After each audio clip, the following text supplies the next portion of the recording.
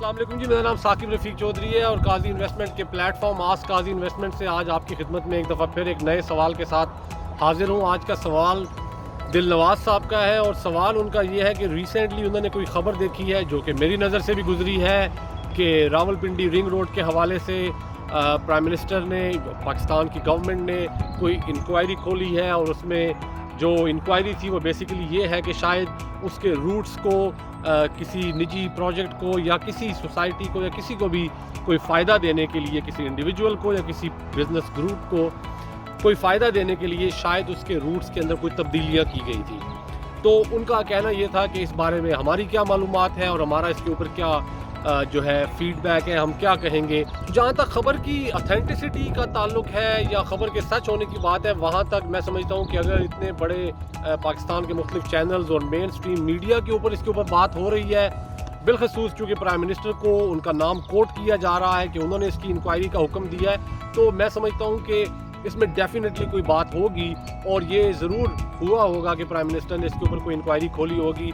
मैं ना तो सहाफ़ी हूँ और ना ही मेरे पास इस तरह की कोई सोर्स है जहाँ से मैं आपको ये बता सकूँ कि एक्चुअली कौन से प्रोजेक्ट या कौन से इंडिविजुअल को या किस शख्स को या किस कंपनी को फ़ायदा दिया जा रहा था। मैं यहाँ पे आपको कुछ मज़ीद बातें आपकी सुकून के लिए, आपके पीस ऑफ माइंड के लिए बताना चाहता हूँ। देखिए, पहली बात ये है कि अगर इंक्वायरी ओपन हुई है तो उसका मतलब ये नहीं है कि ज़रूर कोई ऐसा काम हुआ होगा।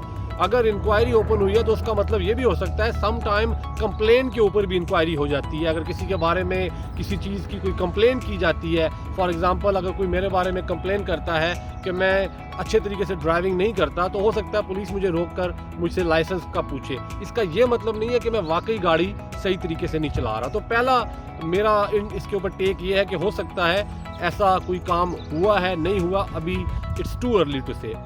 सेकेंडली, फ़र्ज़ कर लें कि अगर ऐसा कुछ किया गया है तो इसका रावलपिंडी रिंग रोड की तरक्की, डेवलपमेंट और उसके काम पे कोई असर नहीं पड़ेगा, क्योंकि गवर्नमेंट खुद इस चीज़ को अंडरस्टैंड करती है।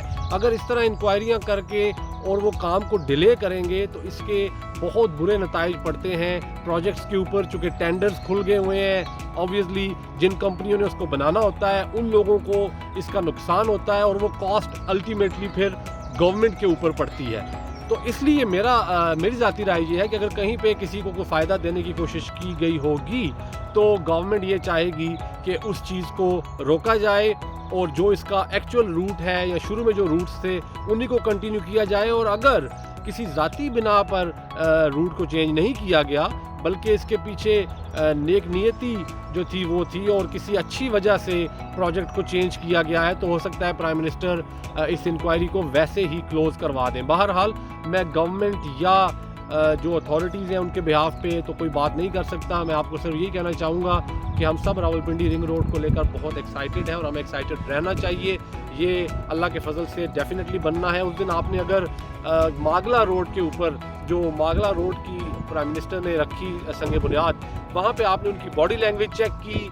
उन्होंने बड़ा क्लियरली ये कहा कि हम रोड्स, इंफ्रास्ट्रक्चर्स और जो मोटरवेज़ हैं इन चीज़ों को इग्नोर नहीं कर सकते। और ख़ास तौर पे उन्होंने इस्लामाबाद का नाम लेकर ये कहा कि कैपिटल शहर है, ये बड़ा शहर है, पाकिस्तान का दारुल खिलाफा है, यहाँ पर चीज़ों को इस तरह से डिले नहीं किया जा सकता।